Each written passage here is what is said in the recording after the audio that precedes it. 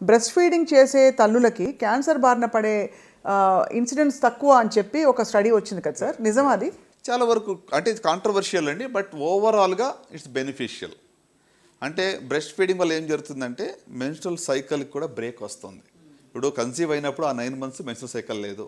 So there is no hormonal effect on the breast. So they are giving a rest. Lactational you know ఎప్పుడైతే breast feeding చేస్తారో అప్పుడు కూడా cycles ఉండవు initial few months. So దానివల్ల there is a break in the cycle. So డెఫినెట్గా నేను if you ask me, if you overall అన్ని studies కూడా మనం కంపేర్ చేసి చూసినట్లయితే there is benefit of breast feeding. ఇటీవల బ్రెస్ట్ ఫీడింగ్ కాదు, లేట్ ప్రెగ్నెన్సీస్ కూడా ఎక్కువైపోయింది. So that's also risk factor అండి.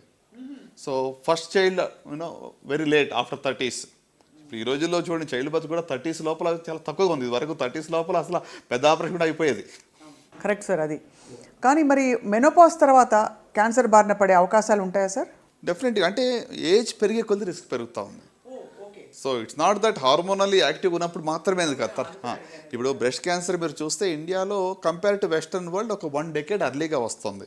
వెస్టర్న్ కంట్రీస్లో 60sలో వస్తే మన దగ్గర 45 to 55లో ఎక్కువ కనబడతా ఉంది.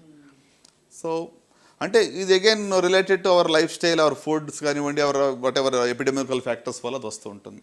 మొత్తానికి సార్ ప్రపంచం కొంచెం అంటే మన జీవన విధానాలు, జీవన శైలి అంతా మారిపోయి ఐ థింక్ కొంచెం బాగా అలర్ట్గా ఉండవలసిన పరిస్థితులు అయితే వచ్చాయనిపిస్తుంది. 100% అండి. మనం సింపుల్ ఒకటే ఉదాహరణ, మన చిన్నప్పుడు ఊర్లో ఒక్కళ్ళకి క్యాన్సర్ అనే వర్డ్ మనం వింటేనే ఎంతో వింతగా ఉండేది. శబ్దం కూడా ఆ వర్డ్ కూడా ఉచ్చరించడానికి భయపడేవాళ్ళం.